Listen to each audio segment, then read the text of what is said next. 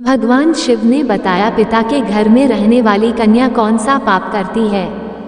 एक दिन की बात है जब देवी पार्वती पृथ्वी लोक पर भ्रमण करके भगवान शिव के पास आती है और कहती है, हे परम परमेश्वर, देवों के देव प्राणनाथ, आज जब मैं मृत्यु लोक पर भ्रमण कर रही थी तब मैंने देखा कि कुछ कन्याएं अपने पिता के घर में कई अधिक समय से रह रही हैं, जबकि पिछले युगों में कन्याओं का विवाह कमायु में होता था और वे तभी से अपने पति के घर रहने को जाती थी। तथा मैंने एक विचित्र घटना भी देख ली कि कई सारी कन्याएं विवाह के बाद भी पिता के घर में लंबे समय तक या बार बार रहने को जाती है। हे प्राणनाथ, मैं जानना चाहती हूँ कि क्या एक पिता के घर में कुंवारी कन्या का कई अधिक समय तक रहना सही होता है या नहीं। कौन सी आयु में कन्या का विवाह करना योग्य होता है और विवाह के बाद पिता के घर में रहने से कौन सा पाप लगता है। हे स्वामी, आप ही जगत के सत्य है और सत्य ही शिव है। शिव ही आदि और अनंत है। कृपा करें और मेरी जिज्ञासा को शांत करें। तब भगवान शिव मुस्कुराते हुए बोले, हे देवी पार्वती, आज आपने जो प्रश्न किए हैं वे समस्त मानव जाति के कल्याण हेतु अत्यंत महत्वपूर्ण है। आज मैं आपको इन सारे प्रश्नों के उत्तर इस एक सच्ची घटना के माध्यम से देता हूँ। ये कथा मेरे प्रभु श्री कृष्ण के काल द्वापर युग की है। आप इस कथा को ध्यान से सुने। जो भी प्राणी इस कथा का श्रवण या प्रसार करता है उनके मैं 100 अपराध माफ करता हूँ और मृत्यु के बाद वह प्राणी अनंत काल तक मेरे साथ कैलाश में वास करता है।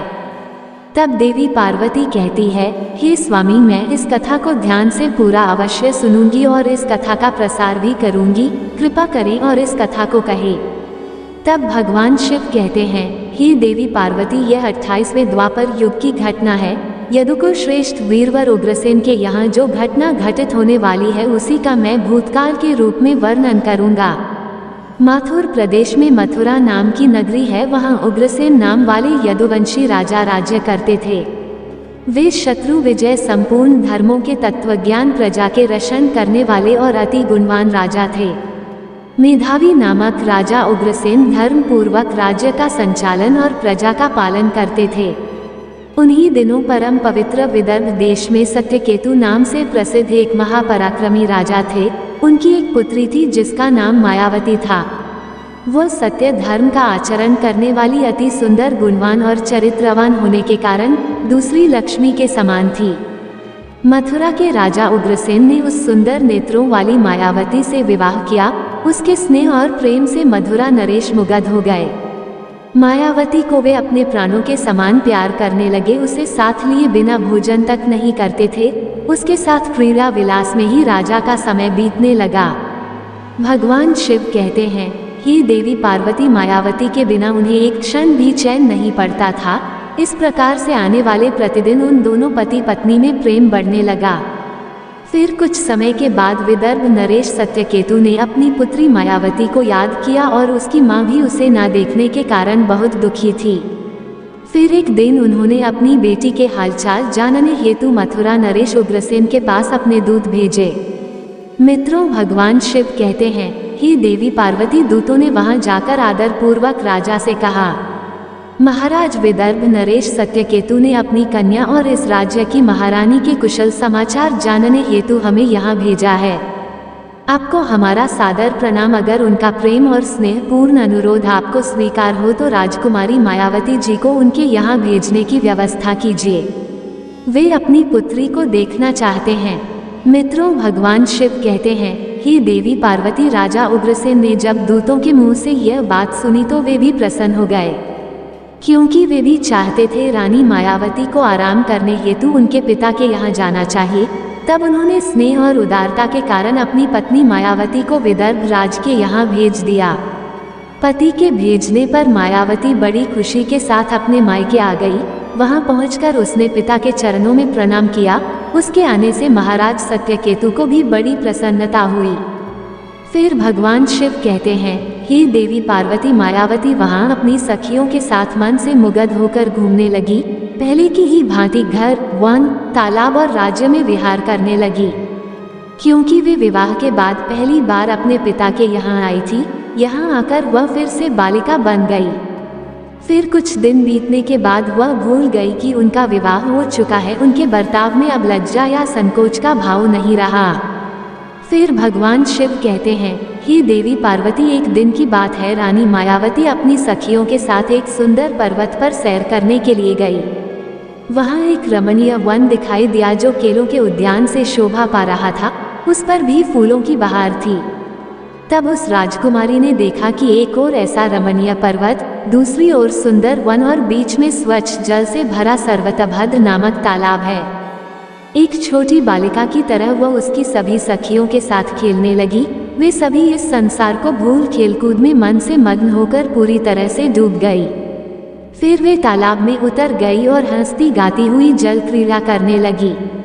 मित्रों, फिर भगवान शिव कहते हैं, हे देवी पार्वती, उसी समय कुबेर का सेवक गोभिल नाम का एक दैत्य दिव्य विमान पर बैठकर आकाश मार्ग से कहीं जा रहा था। तब उसी समय तालाब के ऊपर आने पर उसकी दृष्टि मनमोहक सुंदर विदर्भ की राजकुमारी मायावती पर पड़ी, जो निर्भय होकर स्नान कर रही थी। गोभिल के पास दैवीय शक्ति होने के कारण उसने निश्चित रूप से जान लिया कि यह विदर्भ नरेश की कन्या और महाराज उग्रसेन की प्यारी पत्नी है। तब वो मन ही मन कहने लगा, ये तो पतिव्रता होने के कारण आत्मबल से ही सुरक्षित है, किसी भी पुरुषों के लिए इसे प्राप्त करना अत्यंत कठिन है। उग्रसेन अत्यंत महामूर्ख है जो उसने ऐसी सुंदरी पत्नी को मायके भेज दिया है। आह, ये पतिव्रता नारी पराया पुरुष के लिए दुर्लभ है। और इधर कामदेव मुझे अत्यंत पीड़ा दे रहा है। मैं किस प्रकार इसके निकट जाऊं और कैसे इसका उपभोग करूं?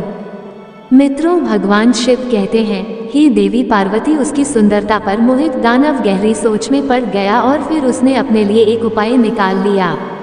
और गोभिल ने महाराज उग्रसेन का माया में रूप धारण कर लिया। और वही अंग, वही उपांग, वैसे ही वस्त्र, उसी तरह का भेष और वही अवस्था पूर्ण रूप से उग्रसेन सा होकर वह पर्वत के शिखर पर उतरा। और एक अशोक वृक्ष की छाया में शिला के ऊपर बैठकर उसने मधुर स्वर से संगीत सुरों को छेड़ दिया। वो गीत संपूर्ण विश्व को मोहित करने वाला था। ताल, लय और उत्तम स्वर से युक्त उस मधुर गीत को सखियों के मध्य में बैठी हुई सुंदरी मायावती ने भी सुना। वह सोचने लगी, ऐसा मनमोहक कौन गायक ये गीत गा रहा है। राजकुमारी के मन में उसे देखने की तीव्र इच्छा हुई। उसने सखियों के साथ जाकर देखा। तब अशोक की छाया में सुंदर प्रतापी बैठा हुआ कोई पुरुष गा रहा है। वो महाराज उग्रसेन के जैसा दिखाई पड़ता है। मित्रों, भगवान शिव कहते हैं, हे देवी पार्वती, वास्तव में तो वह राजा के भेष में नीच दानव गोभिल ही था। मायावती विचार करने लगी कि मेरे स्वामी मथुरा नरेश अपना राज्य छोड़कर इतनी दूर कब और कैसे चले आए। वह इस प्रकार सोच ही रही थी कि उस पापी ने स्वयं ही पुकारा है, प्रिय आओ आओ देवी, तुम्हारे बिना मैं नहीं जी सकता। सुंदरी, तुमसे अलग रहकर मेरे लिए इस प्रिय जीवन को व्यतीत करना भी असंभव सा हो गया है। तुम्हारे स्नेह ने मुझे मोह लिया है, अतः मैं तुम्हें छोड़कर कहीं भी नहीं रह सकता। अपने पति रूपधारी दैत्य के ऐसा कहने पर मायावती थोड़ी सी लज्जित होकर उसके सामने गई। वह मायावती का हाथ पकड़कर उसे एकांत स्थान में ले गया और वहां अपनी इच्छा के अनुसार उसका उपभोग किया। मित्रों, भगवान शिव कहते हैं, हे देवी पार्वती, महाराज उग्रसेन के गुप्त अंग में कुछ खास निशानी थी जो उस पुरुष में नहीं दिखाई दी। इससे मायावती के मन में उसके प्रति संदेह उत्पन्न हुआ। राजकुमारी ने अपने वस्त्र संभाल कर पहन लिए, किंतु उसके हृदय में इस घटना से बड़ा ही दुख हुआ। वह क्रोध में भरकर नीच दानव गोभिल से बोली, ओ नीच, जल्दी बता तू कौन है, तेरा आकार दानव जैसा है, तू पापाचारी और निर्दय है। ये कहते कहते आत्मग्लानि के कारण उसकी आंखें भर आई। वह श्राप देने को उद्यत होकर बोली, हे दुरात्मन, तूने मेरे पति के रूप में आकर मेरे साथ छल किया और इस धर्म में शरीर को अपवित्र करके मेरे उत्तम पातिव्रत्य का नाश कर डाला है। अब यही तू मेरा भी प्रभाव देख ले, मैं तुझे अत्यंत कठोर श्राप दूंगी। उसकी बात सुनकर गोभिल ने कहा, हे पतिव्रता नारी, भगवान श्री विष्णु तथा उत्तम ब्राह्मण के भय से तो समस्त राक्षस और दानव दूर भागते हैं। मैं तो दानव धर्म के अनुसार ही इस पृथ्वी पर विचर रहा हूँ। पहले मेरे दोष का विचार करो कि किस अपराध पर तुम मुझे श्राप देना चाहती हो। तब मायावती बोली, हे पापी, मैं साध्वी और पतिव्रता हूँ। मेरे मन में केवल अपने पति की कामना रहती है। मैं सदा उन्हीं के लिए तपस्या किया करती हूँ। मैं अपने धर्म मार्ग पर स्थित थी, किंतु तूने माया रचकर मेरे धर्म के साथ ही मुझे भी नष्ट कर दिया, इसलिए हे दुष्ट नीच, तुझे भी मैं भस्म कर डालूंगी। तब गोभिल बोला, हे राजकुमारी, यदि तुम उचित समझो तो ये बात ध्यान से सुनो, मैं धर्म की ही बात कह रहा हूँ। जो स्त्री प्रतिदिन मन, वाणी और काम से अपने पति की सेवा करती है, पति के संतुष्ट रहने पर स्वयं भी संतोष का अनुभव करती है। पति क्रोधी होने पर भी उसे कभी नहीं छोड़ती, उसके दोषों और गुनाहों की ओर ध्यान नहीं देती, उसके मारने पर भी प्रसन्न होती है और पति के सभी कामों में आगे रहती है, वही नारी पतिव्रता कही गई है। यदि स्त्री इस लोक में अपना कल्याण करना चाहती हो तो वह पतित, रोगी, अंगहीन, कोढ़ी, सब धर्मों से रहित तथा पापी पति का भी परित्याग ना करे। जो पति को छोड़कर जाती और दूसरे कामों में मन लगाती है, वह संसार में सब धर्मों से बहिष्कृत व्यभिचारिणी समझी जाती है। जो पति की अनुपस्थिति में लालच में तरह तरह के व्यंजनों का स्वाद लेती हो तथा श्रृंगार करती है, उसे मनुष्य कुलटा कहते हैं। मित्रों, भगवान शिव कहते हैं, हे देवी पार्वती, गोभिल आगे कहता है, मुझे वेद और शास्त्रों द्वारा और मेरे गुरु के द्वारा प्राप्त धर्म का ज्ञान है। गृहस्थ धर्म का परित्याग करके पति की सेवा छोड़कर यहाँ किस लिए आई हो? तुम इतना होने के बावजूद भी अपने ही मुंह से कहती हो मैं पतिव्रता हूँ। कर्म से तो तुम्हें पातिव्रत्य का छोटा सा अंश भी नहीं दिखाई देता। तुम डर भय छोड़कर पर्वत और वन में मतवाली होकर घूमती फिरती हो, इसलिए पापिनी हो। मैंने यह महान दंड देखकर तुम्हें सीधी राह पर लगाया है। अब कभी तुमसे ऐसी दृष्टता नहीं हो सकती। बताओ तो पति को छोड़कर किस लिए यहाँ आई हो? ये श्रृंगार, यह आभूषण तथा ये सुंदर वेशभूषा धारण करके क्यों खड़ी हो?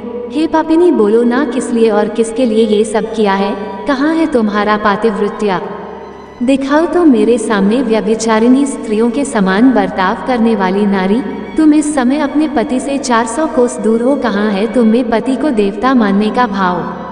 दुष्टा कहीं कि तुम्हें लज्जा नहीं आती? तुम्हें तो क्या मुझे ही अपने बर्ताव पर घृणा होती है? तुम क्या मेरे सामने बोलती हो? कहाँ है तुम्हारी तपस्या का प्रभाव? कहाँ है तुम्हारा तेज और बल? आज ही मुझे अपना बल, वीर्य और पराक्रम दिखाओ।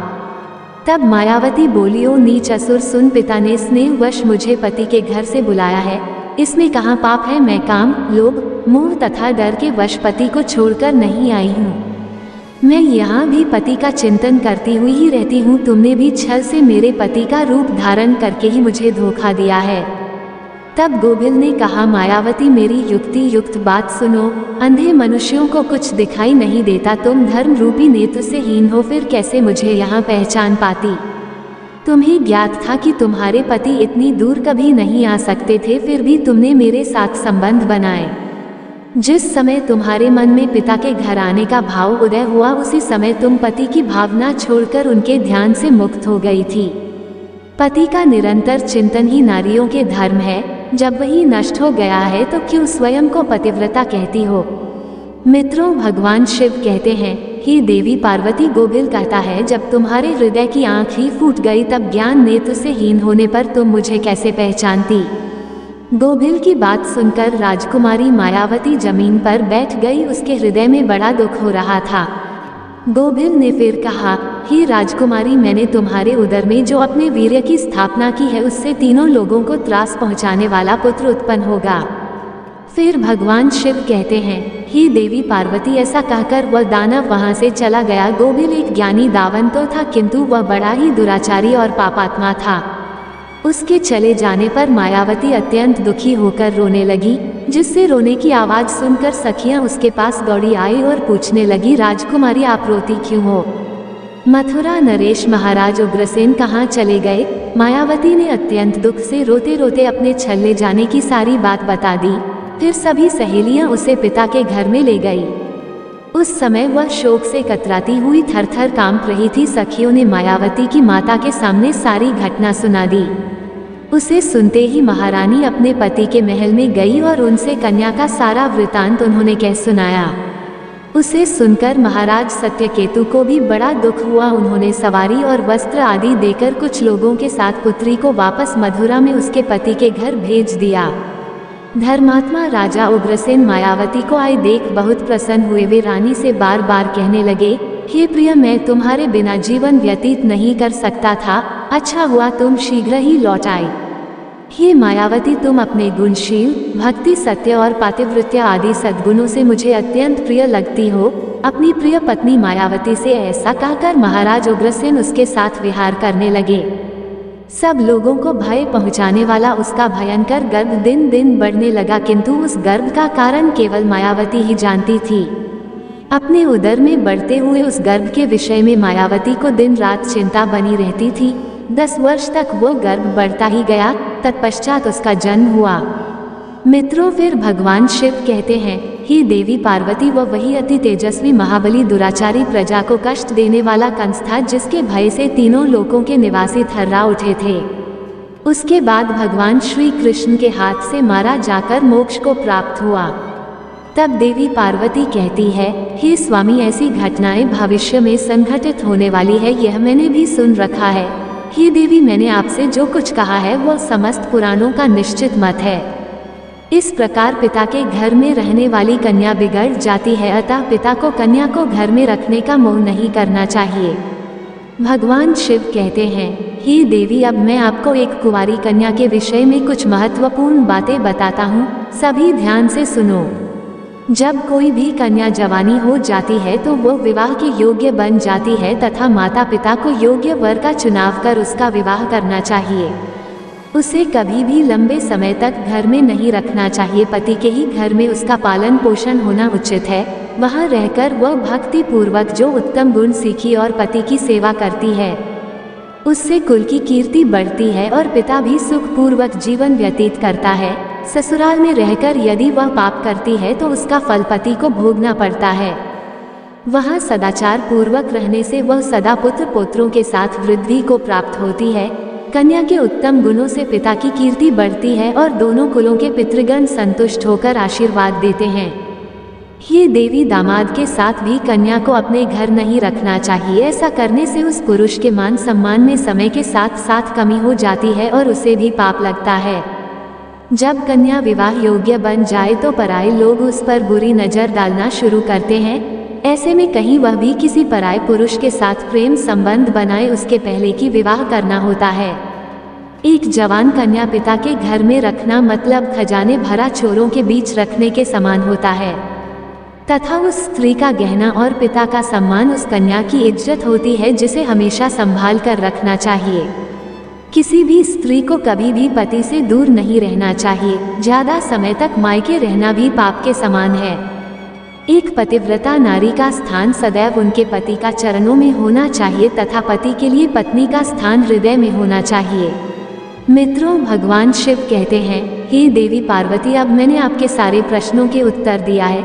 तब माँ पार्वती कहती हैं, हे प्रभु, आज मैं धन्य हो गई हूँ जो मेरे मन में चल रहे सारे प्रश्न को दूर किया है। अगर आपको हमारी यह कथा अच्छी लगी हो तो वीडियो को लाइक और चैनल को सब्सक्राइब करना ना भूलें। धन्यवाद।